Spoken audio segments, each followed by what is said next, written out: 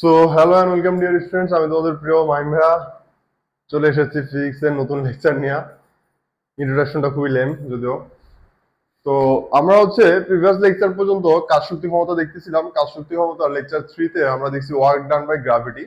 তো গ্র্যাভিটি কি ছিল? গ্র্যাভিটি ছিল অ্যাকচুয়ালি একটা ভেরিয়েবল ফোর্স, বা একে আমরা মানে অল্প ডিস্টেন্সের জন্য এটাকে আমি কনস্ট্যান্ট ফোর্স বিবেচনা করে আমরা প্রবলেমগুলো সলভ করছি। আবার এই গ্র্যাভিটি নিয়ে আবার বিশদ আলোচনার জন্য একটা চ্যাপ্টার আছে গ্র্যাভিটেশন। তো এখানে আমরা গ্র্যাভিটি নিয়ে আর বেশি আগাইলাম না। গ্র্যাভিটেশনে আমরা গ্র্যাভিটি নিয়ে আবার আলোচনা করব। ওইখানে গ্র্যাভিটি রিলেটেড যত কাজ, ওইখানে শুধু কাজই বের করবো, গ্র্যাভিটি রিলেটেড কাজ। তো এই চ্যাপ্টার আর একটা ইম্পর্টেন্ট টপিক হচ্ছে work done by spring force. এখান থেকে প্রচুর কোশ্চেন আসে। যদি 50% question work done by gravity থেকে আসে, বাকি 20% এখান থেকে আসার চান্স আছে, মানে বাকি 50% 20% ওয়ার্ক ডান বাই স্প্রিং থেকে আসার চান্স আছে। তো হেডিং দাও সবাই, work done by spring force.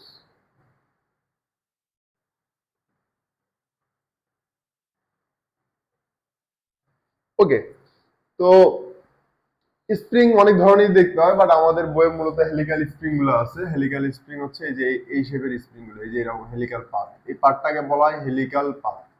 Helical helical path. তো এটাকে, এই ধরনের স্প্রিং গুলোকে বলা হয় হেলিক্যাল স্প্রিং। তো এই ধরনের, সাপোজ আমার কাছে এই ধরনের একটা স্প্রিং আছে, হ্যাঁ, এর এক প্রান্ত কোথাও যুক্ত আছে এরকম, গ্যাপ হয়ে গেল, যদিও হাওয়ায় ভাসবে না, এটা অবশ্যই এখানে থাকবে। তো এটা আমাদের একটা স্প্রিং। তো এই স্প্রিং এর সংকোচনে প্রসারণে কিভাবে কি কাজ হয় না হয়, আমরা এটা এই চ্যাপ্টারে আলোচনা করব। আচ্ছা, তো মাথায় রাখতে হবে যে স্প্রিং ফোর্স এক ধরনের ভেরিয়েবল ফোর্স।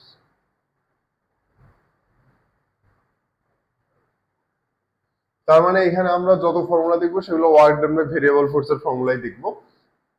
তাহলে স্প্রিং ফোর্স কি ধরনের ফোর্স? এক ধরনের ভেরিয়েবল ফোর্স।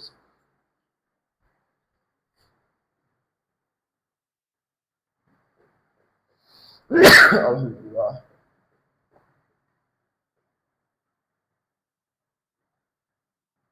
সাপোজ ধরো এটা আমার একটা স্প্রিং, যদিও দেখতে খুব সুন্দর হয় নাই, ধরো এটা একটা স্প্রিং।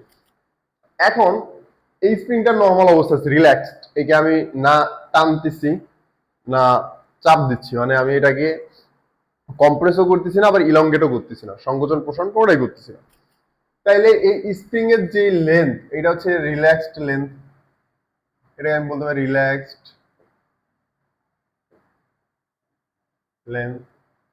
এই রিল্যাক্স লেন্থটাই যে এখান থেকে এটা, এই রিল্যাক্স লেন্থ অবস্থায়, রিল্যাক্সড অবস্থায় এই যে বিন্দুটার সবচেয়ে দূরের যে বিন্দুটা, এইটাকে আমি বলি তোমার ইকুইলিব্রিয়াম পয়েন্ট বা সাম্যাবস্থান। ইকুইলিব্রিয়াম পয়েন্ট, বা বাংলায় বলা হয় তোমার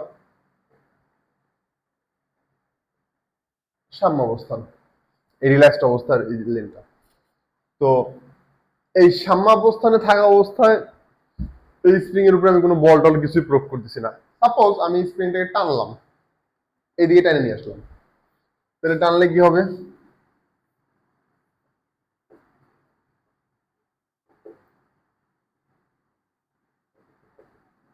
লাইনটা আমি টেনে নিলাম, 1 2 3 4, টেনে আমি এখানে নিয়ে আসলাম। তাহলে এর এই ম্যাক্সিমাম পয়েন্টটা এইটুকু প্রসারিত হলো না?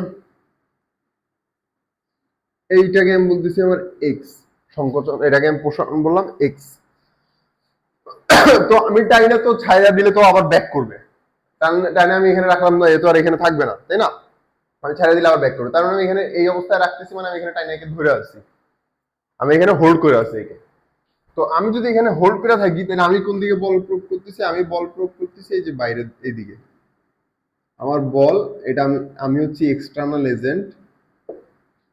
তো আমার দ্বারা প্রকৃত বলের দিক হচ্ছে এই যে এইদিকে, এইদিকে। আর স্প্রিং, আচ্ছা এখন ঠিক আছে এইদিকে।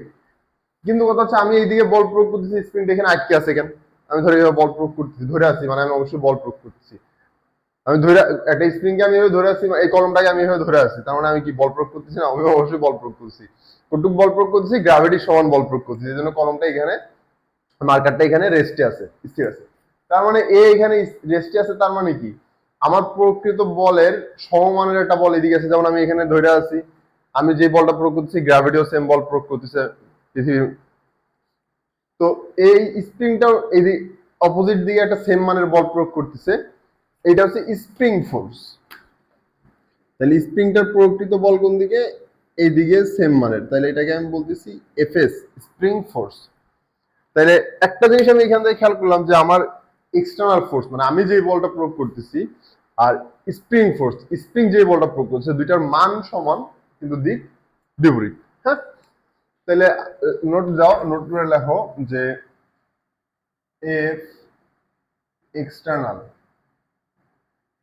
Equals to negative of F spring, দুইটার মান সমান কিন্তু দিক বিপরীত, এই জন্য মডুলাস দিলাম। আচ্ছা ঠিক আছে। এই ইএক্সটি দ্বারা বলা হয় এক্সটার্নাল এজেন্ট বা বাহ্যিক এজেন্ট কর্তৃক প্রকৃত বল, প্রকৃত বল। ওকে, তো এখন একটা জিনিস নোটিস করবা, তুমি একটা স্প্রিং কে যত বেশি পুল করবা বা পুশ করবা তত বেশি ফোর্স দিতে হচ্ছে না? যত বেশি মানে এক্স এর মান যত বেশি হবে তোমার ফোর্সটার মানও তত বেশি হবে। তাহলে আমি কি একটা জিনিস বলতে পারি যে আমি আমার দ্বারা প্রকৃত বল is proportional to x vector, vector কেন দিলাম? কারণ এই যে আমি যেদিকে বল প্রয়োগ করতেছি সরানো সেই দিকে হচ্ছে। আমি যদি এইদিকে পুশ করতাম, আমি যদি এইদিকে বল প্রয়োগ করতাম, তাহলে পুশ করতাম না এইদিকে, তাহলে দেখছো সংকোচন হয়তো এইদিকে, কারণ এই সংকোচন বা প্রসারণের দিকেই আমি এক্সটার্নাল এজেন্ট বল প্রয়োগ করে। হ্যাঁ, এই জন্য দুইটা দিকও সেম, এই যে ভেক্টর আকারে দিলাম। এখন আমি যদি এখানে যদি সমানুপাতিক চিহ্ন তুলি, তাহলে একটা কনস্ট্যান্ট আসবে, এই কনস্ট্যান্টটাকে আমি কে ধরবো, এই কনস্ট্যান্টটার আলাদা পরিচয় আছে, এইটাকে বলা হয়, কে কে বলা হয় স্প্রিং কনস্ট্যান্ট, বা বাংলায় স্প্রিং ধ্রুবক বলা হয় একে।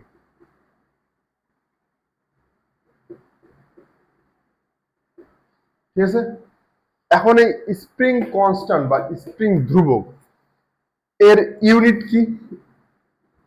এর ইউনিট হচ্ছে, একটু চিন্তা করো, তাহলে কে সমান সমান কি বলতে পারি? এফ বাই এক্স না? তাহলে এফ কি? নিউটন, এক্স কি? মিটার। তাহলে এর ইউনিট হচ্ছে নিউটন পার মিটার।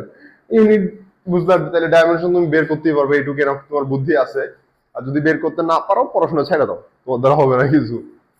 তো এটা হচ্ছে এর ইউনিট। তো একটা ম্যাথ দেখি।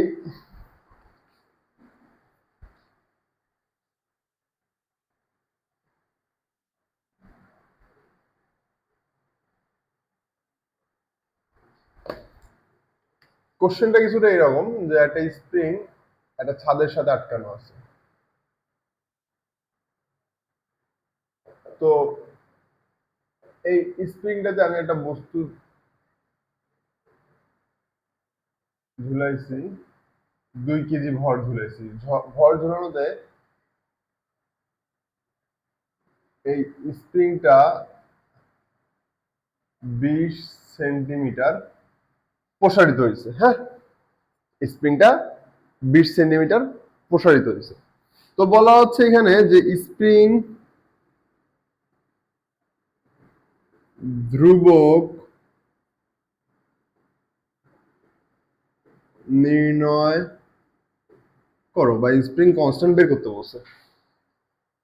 তো এখানে আমি যদি এটা সলভ করি, দেখি আমার এখানে এই স্প্রিং এর উপর প্রকৃত বলকে, এখানে এক্সটার্নাল ফোর্স কে বলতো? এখানে কিন্তু আমি কোনো বল প্রয়োগ করতেছি না, এখানে এক্সটার্নাল ফোর্স হচ্ছে গ্র্যাভিটি। এক্সটার্নাল এজেন্ট এমন না যে সবসময় আমি হবে, এখানে অন্য কেউ হইতে পারে, যেমন এখানে তোমার গ্র্যাভিটি এক্সটার্নাল এজেন্ট হিসেবে কাজ করতেছে। তো বলতো এই পয়েন্টটাতে গ্র্যাভিটি কতটুকু বল প্রয়োগ করতেছে স্প্রিং এর উপরে? এই পয়েন্টটাতে গ্র্যাভিটি স্প্রিং এর উপরে বল প্রয়োগ করতেছে এমজি 2 × 9.8। হ্যাঁ, গ্র্যাভিটি এর বেশি এখানে বল প্রয়োগ করতে পারবে না, এই জন্য তো এখানে আটকে আছে। গ্র্যাভিটির দ্বারা প্রকৃত বল এখানে সীমাবদ্ধ। গ্র্যাভিটি একটা ফিক্সড অ্যামাউন্টের বল প্রয়োগ করতে পারে। আমরা জানি গ্র্যাভিটি দ্বারা প্রকৃত বল কনস্ট্যান্ট একটা নির্দিষ্ট ডিস্টেন্সের জন্য। তো এখানে সামান্য এই 20 সেন্টিমিটার জন্য এটা তো আর চেঞ্জ হবে না গ্র্যাভিটির মান খুব একটা। তো এখানে এই 9.8 গুণন 2 মানে 19.6 গ্র্যাভিটি দ্বারা প্রকৃত বল কত, এখানে তাহলে এক্সটার্নাল এজেন্ট দ্বারা ফোর্স কত, 2 গুণন 9.8 বা 19.6 নিউটন। হ্যাঁ, ওকে। স্প্রিং এর প্রসারণ কত, 20 সেন্টিমিটার। একে অবশ্যই মিটারে নিতে হবে, এটা মাথায় রাখবা, নাহলে ভুল যাবে। সেভেন্টি নিতে হবে, 20 সেন্টিমিটার বা 0.2 মিটার। ওকে। তো স্প্রিং কনস্ট্যান্ট, তাহলে এই যে এই ফর্মুলা যদি আমি অ্যাপ্লাই করি, এখন আমি এখানে এটাকে, এটা তো ভেক্টর ফর্মে দিচ্ছি, আমার তো ভেক্টর দরকার নেই। আচ্ছা ভেক্টর আকারেও যদি করি, এখন ভেক্টর আকারে করতেছি, তাহলে আমি যদি বলি F external equals to K x, তাহলে এফ এক্সটার্নাল কোন দিকে, নিচের দিকে। নিচের দিকে হলে কত, 19.6 মাইনাস জে ক্যাপ। সরানো কত নিচের দিকে, 0.2 minus J cap. Minus J cap minus J cap বাদ দিলে কে ইকুয়ালস টু আসতেছে কত, 19.6 ভাগ 0.2। করি, ক্যালকুলেটরটা বের করি একটু, করে আমি সলভ করি। 19.6 ভাগ 0.2, 98। তাহলে 98 নিউটন পার মিটার। ইজি, একদম ইজি একটা ব্যাপার স্প্রিং কনস্ট্যান্ট বের করা। তুলে নাও একটা। ওকে। তো এখন আমার এফ এক্সটার্নাল সমান এটা, তাহলে আমি এখানে আরেকটা জিনিস বলতে পারি না, এফ স্প্রিং কত, এফ স্প্রিং সমান মাইনাস কে এক্স। খুবই ইম্পর্টেন্ট, সরি। তো স্প্রিং ফোর্সের মান কত হয়, মাইনাস কে এক্স। আচ্ছা, তো এটা ম্যাথ গেল।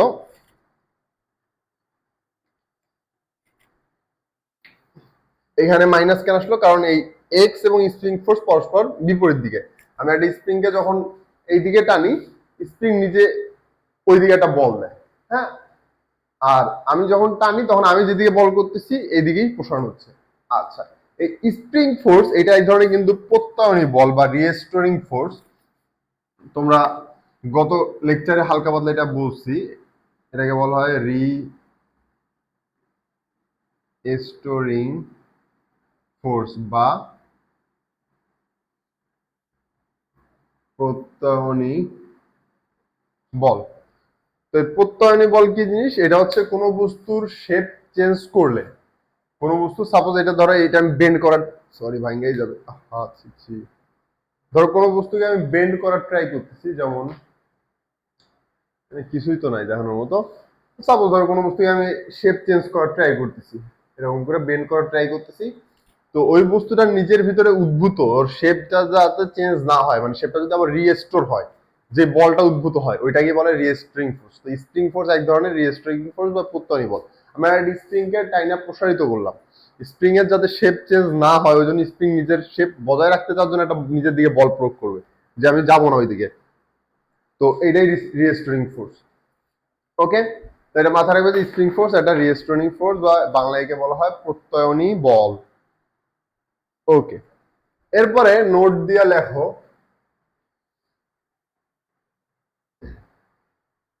মিশালাম,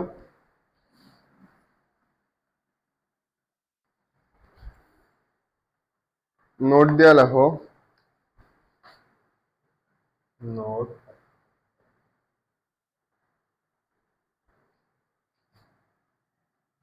এক্স সর্বদা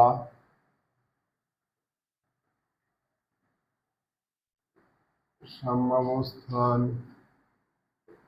হতে হিসাব করা হয়। এই এক্স এর মানটা মানে সংকোচন বা প্রসারণ, এটা অবশ্যই ইকুইলিব্রিয়াম পয়েন্ট থেকে হিসাব করা হবে। প্রসারিত হলে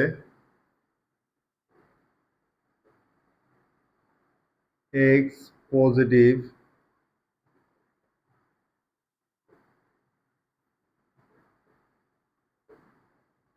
সংকুচিত হলে এক্স নেগেটিভ হবে। তো এটা মাথায় রাখবা যে স্প্রিংকে যদি প্রসারণ করা হয় তাহলে এক্স পজিটিভ, স্প্রিংকে যদি সংকোচন করা হয় এক্স নেগেটিভ। স্বাভাবিক না যে একটা স্প্রিংকে ধরো তুমি যে এইভাবে প্রসারণ করতেছো মানে এইদিকে, তো ডান দিকটা কি পজিটিভ না? সংকোচন করতেছো মানে এইদিকে, বাম দিকটা কি নেগেটিভ না? তো প্রসারিত করা হলে এক্স পজিটিভ, সংকুচিত করা হলে এক্স নেগেটিভ হবে। তুলে নাও। এবার আমরা ওয়ার্ক ডানের ইকুয়েশনটা দেখবো যে স্প্রিং এর ক্ষেত্রে ওয়ার্ক ডানের ফর্মুলাটা কি হয়।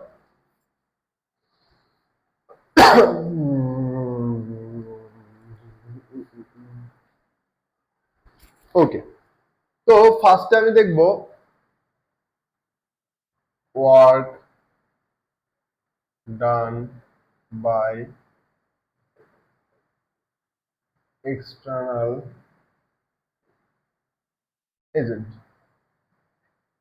তো spring force variable as well as external এজেন্টের দ্বারা প্রকৃত বলও ভেরিয়েবল হবে, কারণ দুইটাই সেম মানের।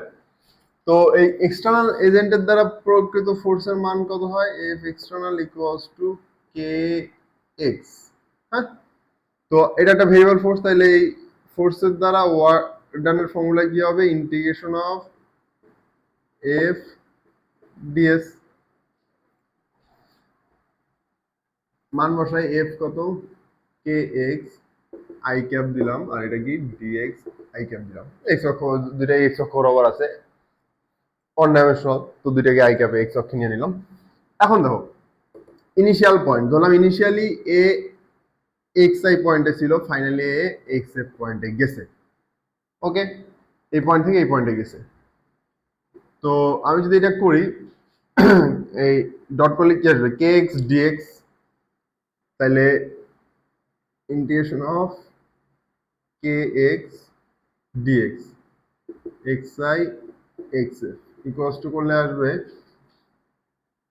X integration of x dx কত হবে? এক্স স্কোয়ার বাই টু না, তাহলে এখানে আসবে হাফ কে, হাফ না দি এক্স এফ এক্স আই, দেখা যায়, অবশ্যই লেখা যায়। তো এটাকে যদি আমি এভাবে সাজাই, এভাবে হাফটা সামনে চলে আসে কমন নিলে আর কি, half K X F square minus X I square, half K final point square minus initial point square. এটা হচ্ছে ওয়ার্ক ডানের ফর্মুলা এক্সটার্নাল এজেন্ট দ্বারা। খুব সুন্দরভাবে তুলে নাও। ফর্মুলাটা একটু কষ্ট হলেও মুখস্থ রাখতে হবে, আর যদি মুখস্থ না রাখতে পারো এভাবে ডিরেক্ট করতে হবে, তোমার ইচ্ছা। আমি মুখস্থই রাখতাম, মানে একটু মুখস্থ রাখাই যায়, এতবার ইউজ করবা যে এমনি মুখস্থ আসবে। আর যদি তাও যদি তোমার আমার মতো হওয়া অবস্থা যে মুখস্থ রাখতে পারো না, খুব কষ্ট হয়, তাহলে তুমি কষ্ট করে একটু ডিরেক্ট করে নিবা, পারবা, আশা করি পারবা। তাহলে এটা কি ছিল? আমার ওয়ার্ক ডান বাই এক্সটার্নাল এজেন্টের ফর্মুলা। ওকে, এবার আমি দেখবো work done by spring force. তাহলে এটা আমি এখানে তুলে রাখলাম, ফর্মুলাটা নোট করে রেখে দিলাম।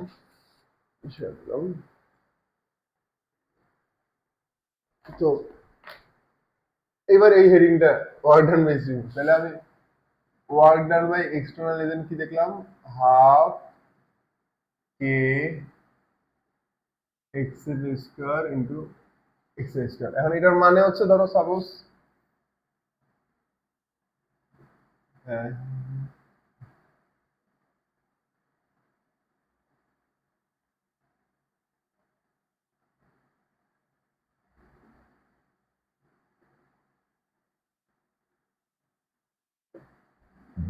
তো এইটা হচ্ছে আমার ইনিশিয়াল পয়েন্ট।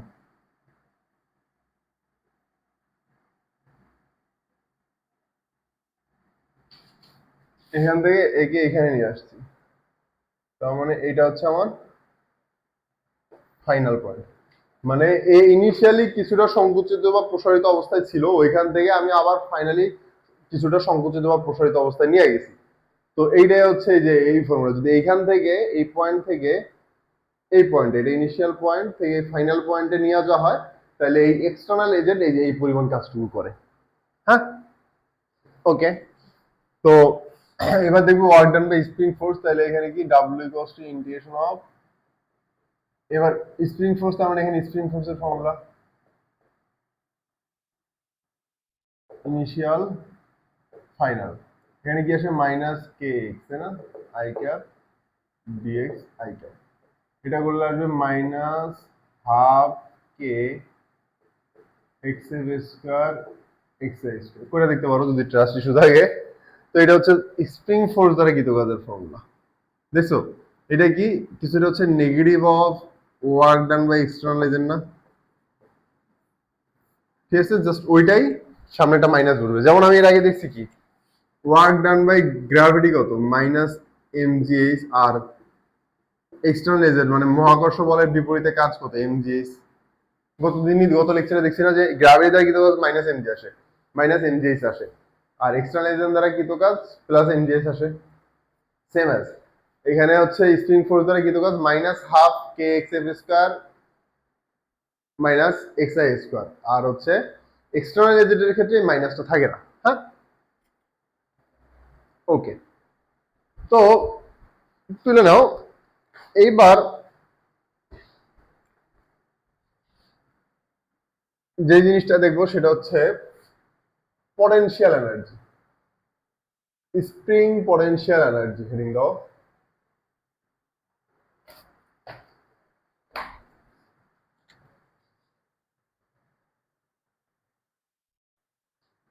স্প্রিং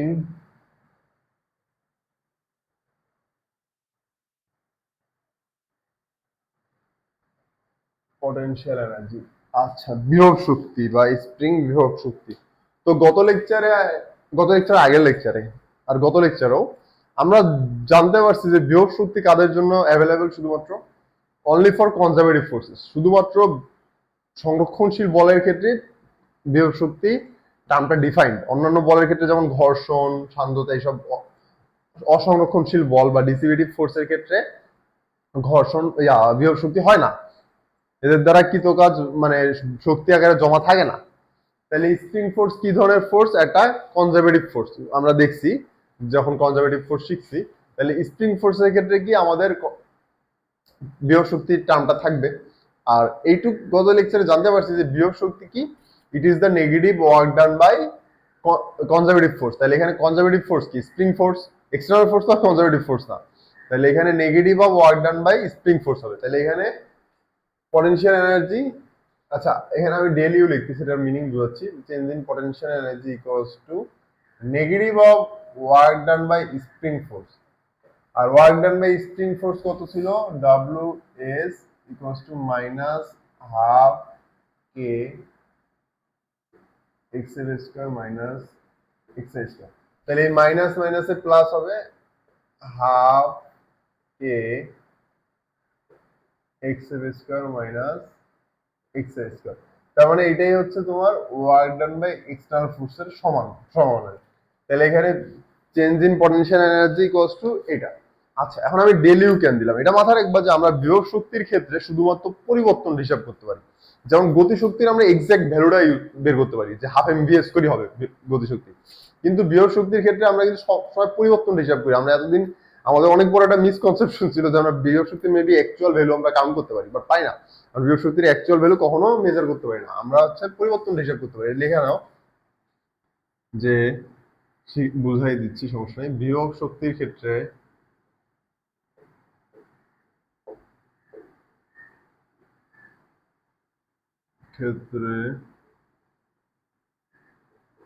আমরা শুধুমাত্র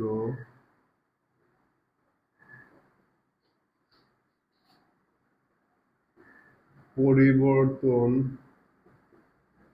মেজার করতে পারি,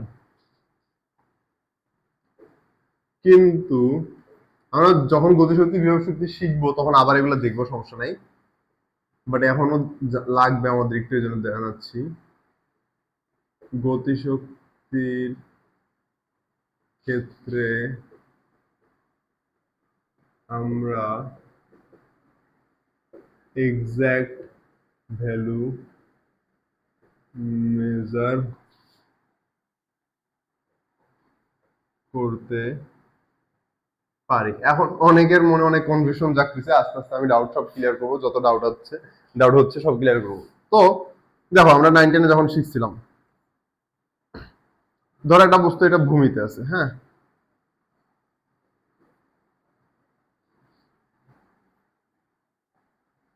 এটা ভূমি, এটা পৃথিবীর ভূমি। আমি এই লাইনটাকে আমি বলতেছি গ্রাউন্ড। তুলে নাও, পরে হেল্প হবে।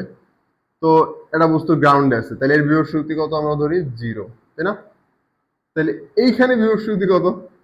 এটা ধরো হচ্ছে 10 মিটার, আর এটা ধরো হচ্ছে 15 মিটার।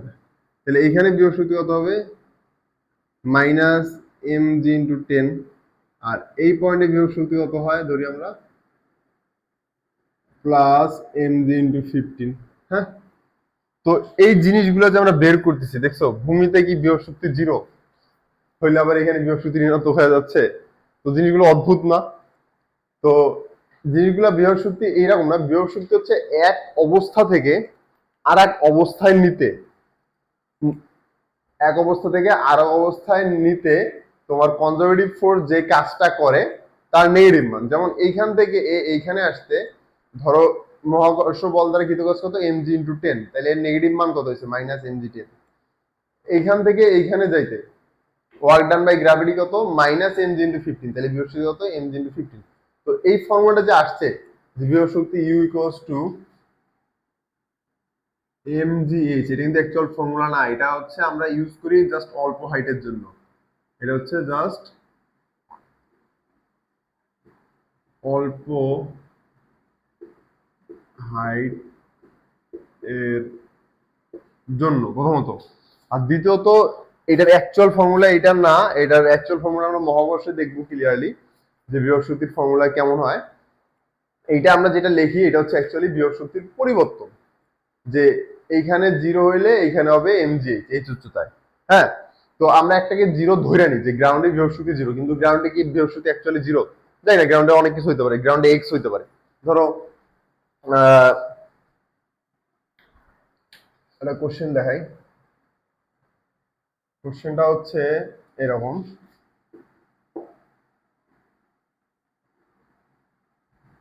এইখানে বিভব শক্তি হচ্ছে 10 জুল, এটা হচ্ছে তোমার 10 মিটার হাইট। তাহলে এখানে বিভব শক্তি কত হবে? এখানে বিভব শক্তি হবে 10 + mgh।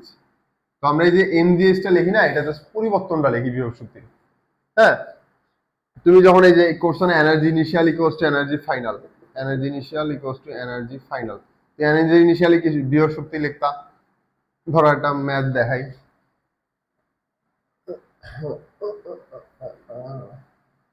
কত জটিল জিনিসগুলা, জটিল না অ্যাকচুয়ালি ইজি। তো আমি একটা অঙ্ক করছিলাম ছোটবেলায়, মানে আমরা 9-10-এ, যে একটা বস্তুকে ভূমি থেকে 60 মিটার/সেকেন্ড বেগে নিক্ষেপ করা হয়েছে। এই বস্তুটার ভর ধরো 2 কেজি। বলা হচ্ছে যে 50 মিটার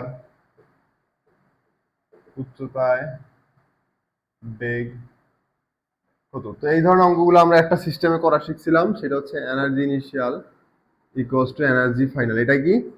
এটা হচ্ছে তোমার conservation of mechanical energy, conservation of mechanical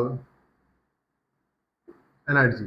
আর এই কনজারভেশন অফ মেকানিক্যাল এনার্জির এই ফর্মুলা আমরা কাদের ক্ষেত্রে অ্যাপ্লাই করতে পারি? আমরা কনজারভেটিভ ফোর্সের ক্ষেত্রে অ্যাপ্লাই করতে পারি। আর গ্র্যাভিটি যেহেতু কনজারভেটিভ ফোর্স, এর ক্ষেত্রে আমি অ্যাপ্লাই করতে পারবো। তো ইনিশিয়ালি যখন গ্রাউন্ডে ছিল, আমরা কি করি? ইনিশিয়ালি এর বিভব শক্তিকে 0 ধরি। তো আমি আজকে 0 ধরবো না, আমি ধরবো যে ইনিশিয়ালি এর বিভব শক্তি x, আর গতি শক্তি 12 m v², 12 × 2 × 60²। এখন 50 মিটার উচ্চতায়, ধরো এটা হচ্ছে 50 মিটার উচ্চতায়, তাহলে 50 মিটার উচ্চতায় এর বিভব শক্তি কত? mg × 15, 2 × 9.8 × 50। হ্যাঁ, এটা হচ্ছে বিভব শক্তি প্লাস এক্স, বাড়লো, এই যে এইটুকু বাড়ে mgs, এটা হচ্ছে বিভব শক্তি, আর এটা হচ্ছে গতি শক্তি 50 মিটার উচ্চতা। তো এই দেখছো আমি কি করি? এই জন্য এখানে এক্স আর এক্স বাদ দিয়ে দিতে পারি। তো এই জন্য আমরা এখানে 0 ধরি, গ্রাউন্ডে 0 ধরে আমরা করি। তো অ্যাকচুয়ালি আমরা বুঝছো যে এমজিএস টা লিখি না, ইউ ইকুয়ালস টু বিয়োগ শক্তি ইকুয়াল টু এমজিএস শিখছি, এটা কিন্তু অ্যাকচুয়ালি ডেল ইউ, বিয়োগ শক্তির পরিবর্তন। আমরা বিয়োগ শক্তির শুধুমাত্র পরিবর্তনটা হিসাব করতে পারি, কিন্তু আমরা হয়তো গ্রাউন্ডে আমরা এটাকে জিরো ধরে নিই, যে গ্রাউন্ডে ধরে এর বিয়োগ শক্তি জিরো, তাইলে এখান থেকে এতটুকু চেঞ্জ হচ্ছে, উপরে গেলে একটু চেঞ্জ হবে, নিচে গেলে একটু চেঞ্জ হবে, উপরে একটু বাড়বে, নিচে গেলে একটু কমবে।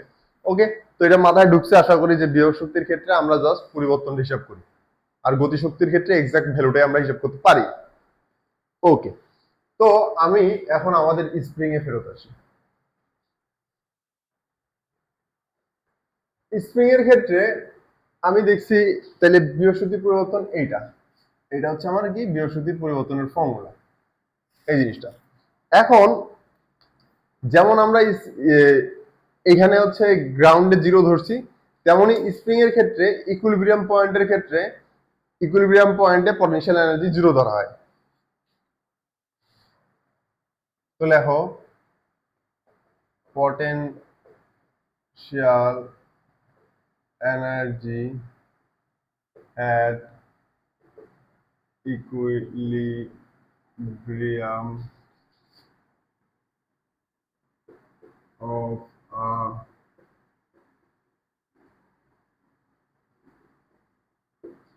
জিরো। তো ইকুইলিব্রিয়াম পয়েন্টে যদি পটেনশিয়াল এনার্জি জিরো ধরি, তাইলে ইকুইলিব্রিয়াম পয়েন্ট থেকে এই যে এটা কি ইনিশিয়াল স্টেট কি ইকুইলিব্রিয়াম পয়েন্টে ছিল, তাহলে এটা জিরো হয়ে যাবে। তাইলে অ্যাকচুয়ালি বিয়োগ শক্তির ফর্মুলা কি আসে, যেমন আমি গ্রাউন্ডে যদি জিরো ধরি, তেমন এখানে বিয়োগ শক্তির ফর্মুলা আসে হাফ কে এক্স স্কয়ার, যেটা আমি এক্স এর করতে পারি। হ্যাঁ, তো এটা আসে অ্যাকচুয়াল ফর্মুলা, যে ইকুইলিব্রিয়াম পয়েন্ট আমি যদি জিরো ধরি, তাহলে বিয়োগ শক্তি কোনো পয়েন্টে এটা।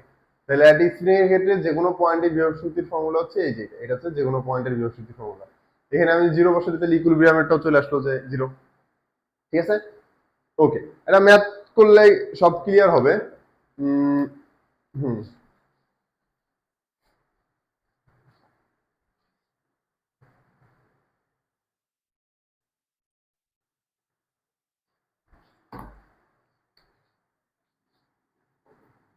কোশ্চেনটা হচ্ছে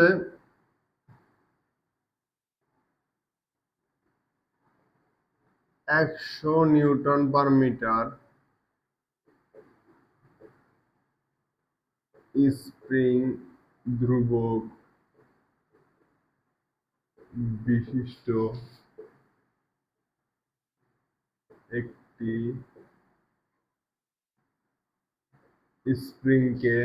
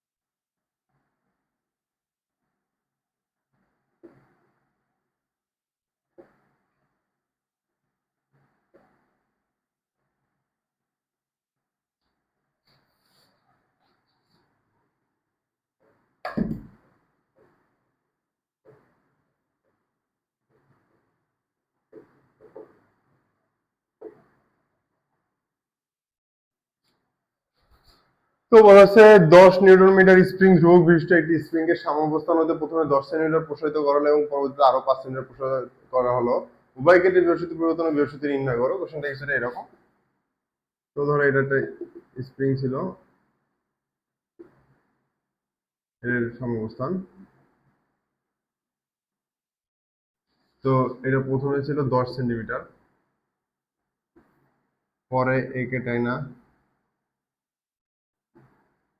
আরো 5 সেন্টিমিটার নিচ্ছি, তার মানে কি টোটাল 15 সেন্টিমিটার না এটা? হ্যাঁ, এটা প্রথম ক্ষেত্র, এটা দ্বিতীয় ক্ষেত্র। প্রথম ক্ষেত্রে একে হচ্ছে 10 সেন্টিমিটার প্রসারিত হয়েছে, পরবর্তীতে আরো 5 সেন্টিমিটার করছে। তো প্রথম ক্ষেত্রে সলিউশন দেখো, প্রথম ক্ষেত্রে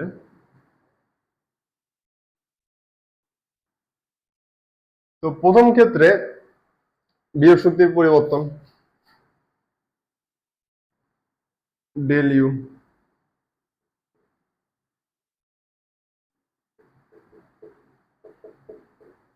ঠিক আছে? তো ইনিশিয়াল পয়েন্ট কত, এক্স আই ইনিশিয়ালি কত, 0 না? প্রথম ক্ষেত্রে যে এখান থেকে এখানে গেছি, যখন এখান থেকে এখানে যখন গেছি প্রথম ক্ষেত্রে, তাহলে এক্স আই কত, ইনিশিয়ালি কত, ইকুইলিব্রিয়াম ছিল, আর এক্স এফ কত, 10 সেন্টিমিটার না, 0.1। আর স্প্রিং ধ্রুবক কত, 100, তাহলে হাফ গুণন 100 গুণন 0.1 স্কয়ার মাইনাস 0, তাহলে করলে কত আসে? 0.1 স্কয়ার 0.5। তাহলে এইখান থেকে এইখানে নিতে বিভব শক্তির পরিবর্তন কত, এইখান থেকে এখানে নিতে, এই ইনিশিয়াল থেকে এই ফাইনালে নিতে বিভব শক্তির পরিবর্তন 0.5 জুল। আর আমরা কি সাম্যাবস্থানের বিভব শক্তি কি 0 ধরি না? তাহলে এই পয়েন্টের বিভব শক্তি কত? তাহলে এটা হচ্ছে প্রথম ক্ষেত্রে ডেল ইউ ওয়ান, বিভব শক্তি পরিবর্তন। তাহলে ইউ এটা কত, 10 সেন্টিমিটার, তাহলে 10 সেন্টিমিটার বিন্দুতে বিভব শক্তি কত হবে? পরিবর্তন এইটা, তার মানে কি ডেল ইউ ওয়ান মানে কি, ডেল ইউ ওয়ান মানে হচ্ছে কি U 10 centimetre minus U 0 centimetre না? আর এটাকে তো আমি 0 ধরছি, তার মানে ডেল ইউটাই এটাই, তার মানে ইউ 10 সেন্টিমিটার মানে কত, 5, 0.5 জুল। তো এটা হচ্ছে বিভব শক্তির পরিবর্তন, আর এটা হচ্ছে বিভব শক্তি 10 সেন্টিমিটার অবস্থায়। কারণ আমরা ওই যে সাম্যাবস্থানটাকে 0 ধরছি, ইকুইলিব্রিয়াম পয়েন্টের বিভব শক্তিটাকে 0 ধরি। ওকে, এরপর দ্বিতীয় ক্ষেত্রে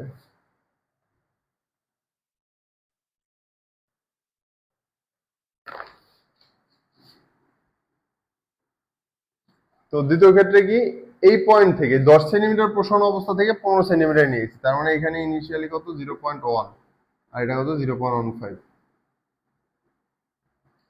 তাহলে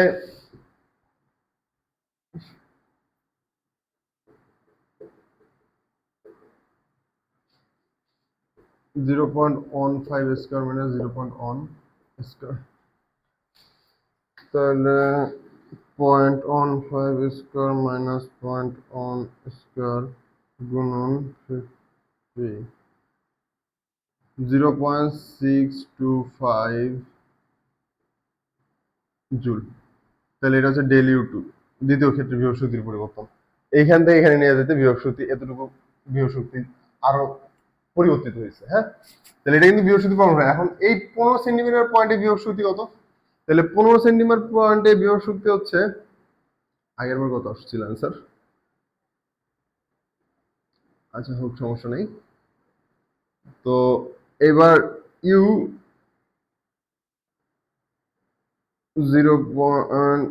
15 সেন্টিমিটার। আচ্ছা আগেরটার হিসাব, অ্যান্সারটা আমি ভুলে গেলাম, দেখি কত ছিল একটা, 50 গুণন 0.1 স্কয়ার, আর একটা ছিল 0.5 জুল। হ্যাঁ, তাহলে এই যে দেখো এখন ডেল ইউ টু, এটার মানে কি? এটার মানে হচ্ছে তোমার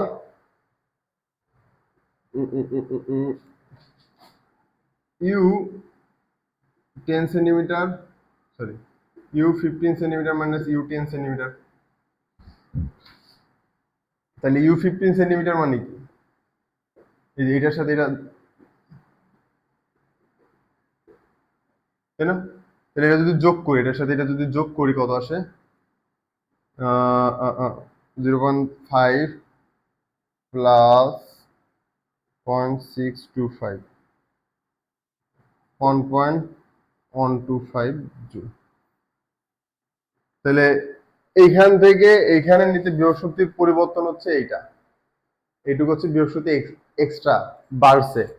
আর এই বিন্দুতে বিভব শক্তি কত, এই বিন্দুতে বিভব শক্তি হচ্ছে এইটা। আর এই মানটা আমি অন্যভাবে বের করতে পারতাম, এই মানটা আমি বের করতে পারতাম ডাইরেক্ট ইউ 15 সেন্টিমিটার না, হাফ কে এক্স স্কোয়ার, এটা করে হাফ গুণন 100 গুণন এক্স স্কোয়ার মানে কি 0.15 স্কোয়ার, পুরো ডাইরেক্ট অ্যান্সার যেটা আসতো 0.15 স্কোয়ার গুণন 1.125 জুল। দেখছো? তাহলে এইভাবে আমি ডাইরেক্ট হাফ কে এক্স স্কোয়ার দিয়ে বের করতে পারতাম, আবার এই যে এইভাবে হিসাব করে বের করলাম। তাহলে যদি বিভব শক্তির পরিবর্তন চাই তাহলে আমরা এই ফর্মুলা ইউজ করতে হবে, আর যদি কোনো বিন্দুতে ডাইরেক্ট বিভব শক্তি চাই তাহলে আমি এটা দিয়ে ইউজ করে পারবো। হ্যাঁ, আশা করি এখন ক্লিয়ার হয়েছে। হ্যাঁ, তাহলে আমি যদি কোনো বিন্দুতে বিভব শক্তি কত এটা বের করি তাহলে ডাইরেক্ট এই ফর্মুলা ইউজ করবো, আর বিভব শক্তির পরিবর্তন চাইলে এটা, যে এক বিন্দুর বিভব শক্তি মানে আর এক বিন্দুর বিভব শক্তি। তাহলে এখানে কয়েকটা বিষয়, প্রথমত সাম্য অবস্থানের বিভব শক্তি কত ধরা হয়েছে, 0 ধরা হয়েছে। আর বিভব শক্তির যদি পরিবর্তন চাই, ধরো আমার কোনো একটা সরণ থেকে 10 সেন্টিমিটার থেকে 15 সেন্টিমিটার নিয়ে গেছে, তাহলে বিভব শক্তি কতটুকু পরিবর্তিত হয়েছে, মানে বিভব শক্তি কতটুকু বাড়ছে বা কমছে, এটা আমি এই ফর্মুলা দিয়ে হিসাব করতে পারবো, এটা দেওয়া। আর কোন বিন্দুতে ধরো 10 সেন্টিমিটার প্রসারিত অবস্থায় বিভব শক্তি কত, এটার জন্য হাফ কে এক্স স্কোয়ার, বা 15 সেন্টিমিটার প্রসারিত অবস্থায় বিভব শক্তি হচ্ছে, এটার জন্য হাফ কে এক্স স্কোয়ার ইউজ করতে পারবো। ঠিক আছে, আই হোপ এইটুকু পর্যন্ত সবার ক্লিয়ার আছে। তো এগুলো নিয়ে অনেক মানে কনফিউশন তৈরি হয় স্টুডেন্টদের মাঝে, তো আমি ক্লিয়ার করে দিলাম। এখন কথা হচ্ছে স্প্রিং ফোর্স একটা কনজারভেটিভ ফোর্স, তাই না? তো কনজারভেটিভ ফোর্সের আমরা যেই বৈশিষ্ট্যগুলো পড়ছি তার ভিতরে একটা বৈশিষ্ট্য ছিল যে এরা যান্ত্রিক শক্তির নিত্যতা মানে, তাই না? তো স্প্রিং ফোর্সও যান্ত্রিক শক্তির নিত্যতা মানবে। তো এখানে নোট দিয়ে লেখা নাও, স্প্রিং এ সংযুক্ত বস্তুকে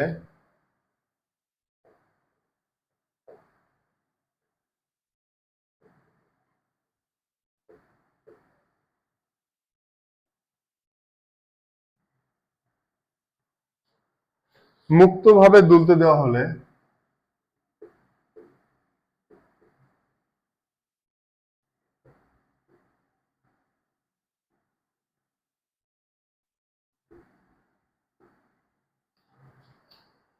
এটি যান্ত্রিক শক্তির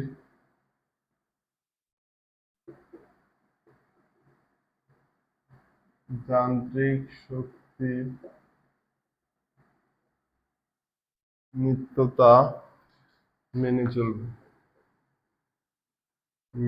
আর যান্ত্রিক শক্তি বলতে কি বোঝায়, এটা মাথায় রাখবে যে যান্ত্রিক শক্তি বলতে আমাদের বোঝায় বিভব শক্তি প্লাস গতিশক্তি, বিভব শক্তি প্লাস গতিশক্তি। গতিশক্তির একটাই ফর্মুলা, সেটা হচ্ছে হাফ এম ভি স্কোয়ার, কিন্তু বিভব শক্তির এক এক ক্ষেত্রে এক রকম হইতে পারে। মহাকর্ষের ক্ষেত্রে বিভব শক্তি একরকম হয়, স্প্রিং এর ক্ষেত্রে বিভব শক্তি আর এক রকম হয়।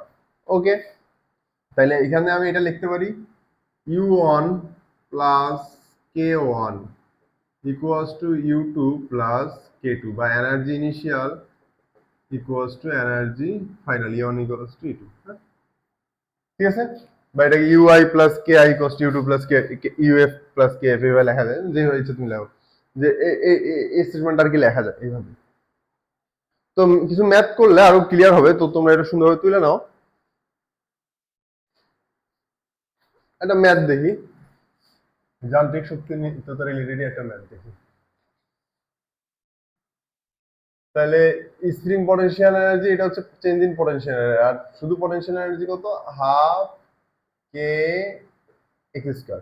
খুব ভালোভাবে মাথায় রাখবা, চেঞ্জ ইন পটেনশিয়াল এনার্জির ফর্মুলা এটা, আর পটেনশিয়াল এনার্জির ফর্মুলা এটা। তো ম্যাথটা হলো,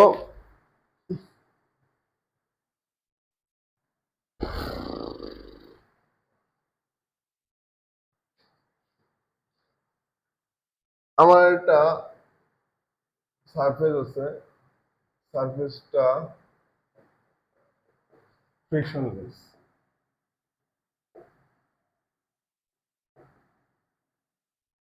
এখানে একটা স্প্রিং সংযুক্ত আছে, স্প্রিং এর সাথে একটা বস্তু আছে যার ভর 8 কেজি, স্প্রিং এর spring constant 1020 newton per metre. বলা আছে যে বস্তুটা সাম্যাবস্থান থেকে 2.5 সেন্টিমিটার সংকুচিত অবস্থা আছে, সাম্যাবস্থা থেকে 2.5 সেন্টিমিটার সংকুচিত অবস্থা আছে।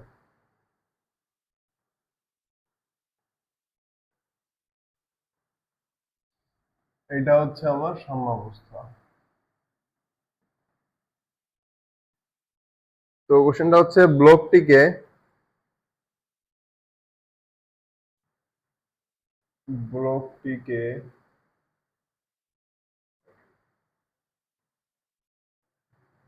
বস্থান হতে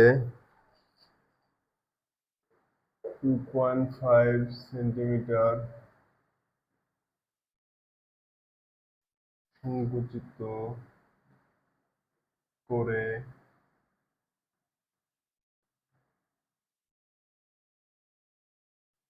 স্থির অবস্থান হতে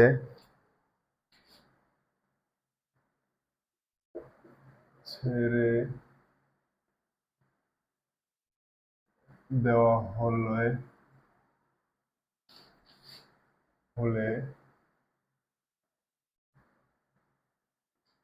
সাম্যাবস্থা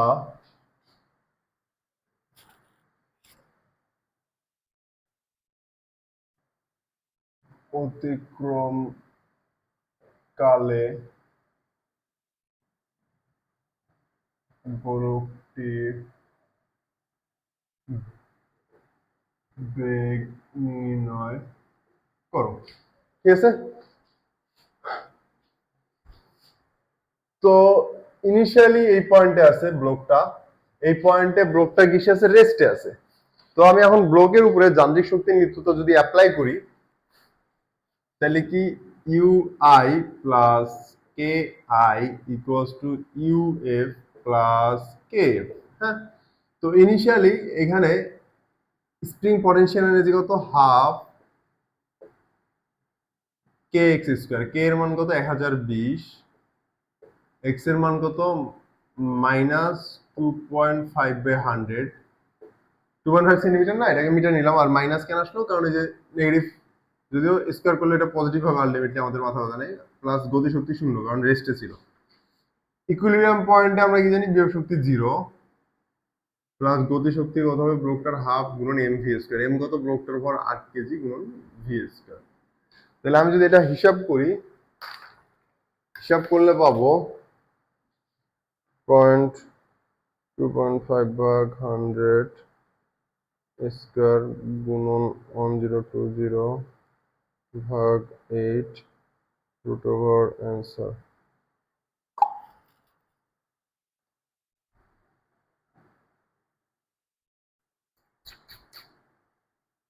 সাম্যাবস্থা অতিক্রমকালে গতিবেগ নির্ণয় করো, 1020 নিউটন পার মিটার।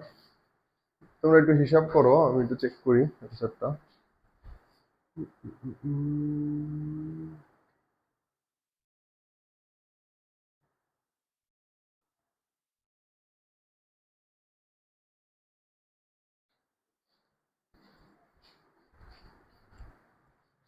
তাহলে ভি আসবে এখানে, যদি আমি ভুল না হয়, 0.2822 মিটার পার সেকেন্ড।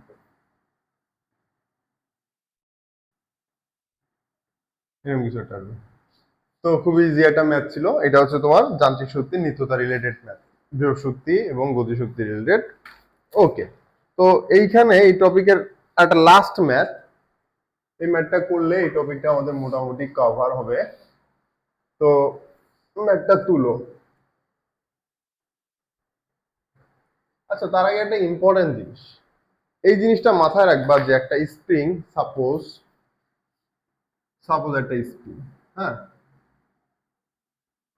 এইটার সাম্যাবস্থা, এটা সাম্যাবস্থা, এটুক ধরো 3 সেন্টিমিটার, হ্যাঁ।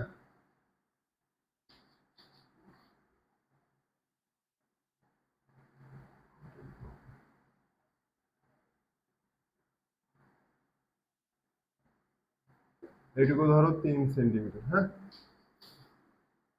তো এটা 1 নম্বর পজিশন, এটা 2 নম্বর পজিশন।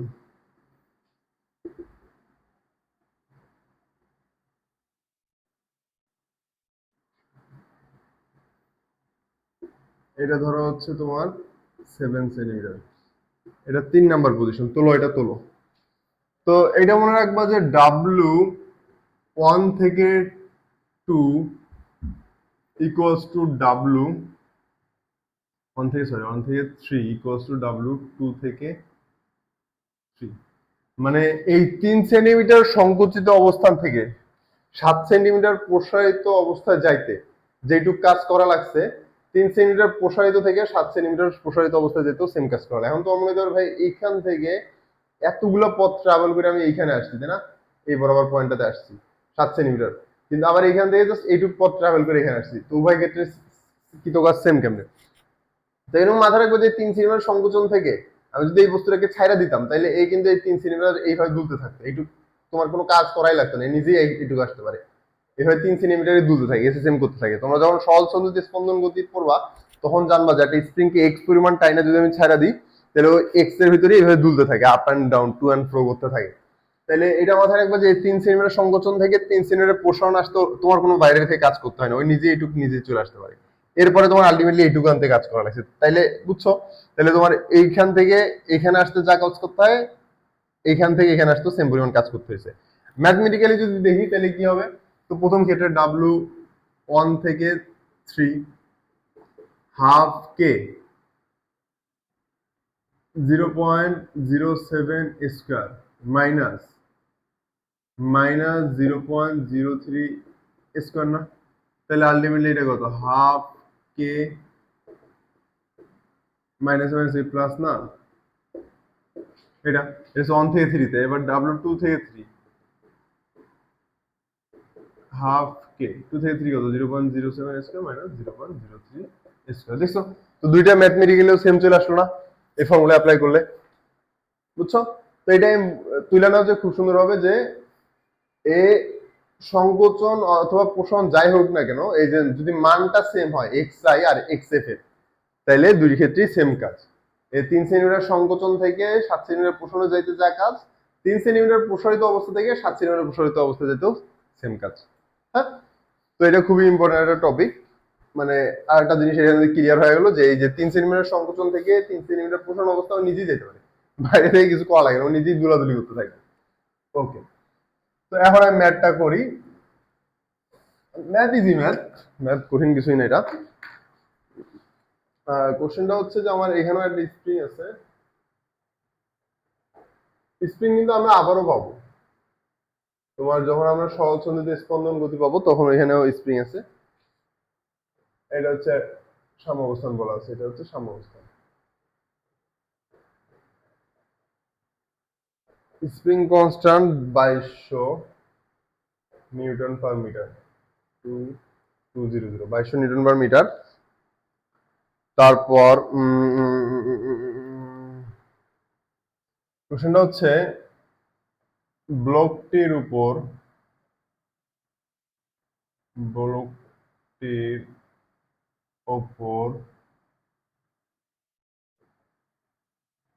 বাহ্যিক বল ও স্প্রিং বল দ্বারা কৃত কাজ হিসাব করো যখন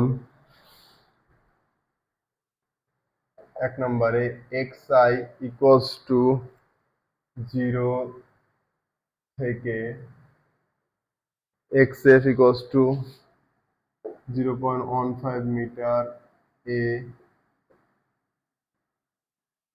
যায়। 2 নম্বর হচ্ছে xi ইকুয়ালস টু 0.15 থেকে xf equals to -0.10 metre A যায়।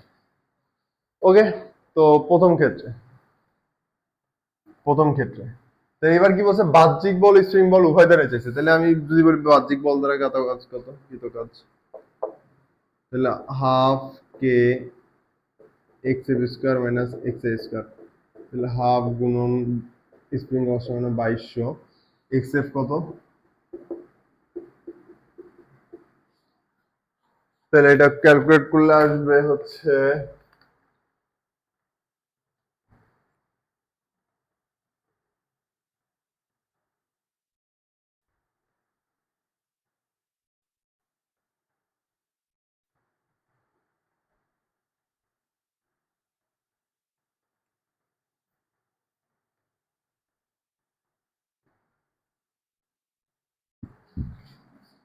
24.75 জুল। এটা কি work done by external force. আর ওয়ার্ক ডান বাই স্প্রিং কত, এখানে একটা মাইনাস থাকে, তার মানে নেগেটিভ হবে এটা 24.75 জুল। আমরা কি জানি এই দুটো পরস্পরের নেগেটিভ হয়। এবার দ্বিতীয় ক্ষেত্রে work done by external force কত, হাফ কে।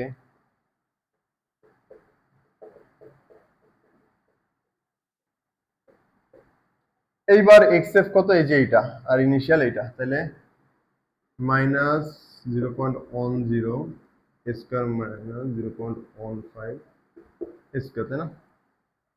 0.1 স্কয়ার মাইনাস 0.15 স্কয়ার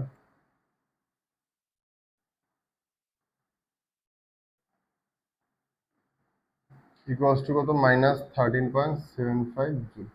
তো এইবার দেখছো work done by external force negative আসছে, আর work done by spring force কত, এই যে এটা করলে জাস্ট এটার অপোজিটটা। তো এই হচ্ছে তোমার স্প্রিং এর যাবতীয় ম্যাথ, এর বাইরে স্প্রিং এর আহামরি কিছুই নেই এই চ্যাপ্টারে। এইটুকু যদি বুঝে থাকো ভালো করে তাইলেই হবে। এরপর আমরা স্প্রিং এর ম্যাথ যখন কাজ শক্তি উপাদ্য শিখবো, তখন আমরা সকল ফোর্স, স্প্রিং ফোর্স দ্বারা কৃত কাজ, তারপর ফ্রিকশন ফোর্স দ্বারা কৃত কাজ, তারপর গ্র্যাভিটি দ্বারা কৃত কাজ, এগুলো সব একসাথে কম্বাইন্ড আকারে দেখবো। ঠিক আছে? তো আজকে এইটুকুই, দা এন্ড।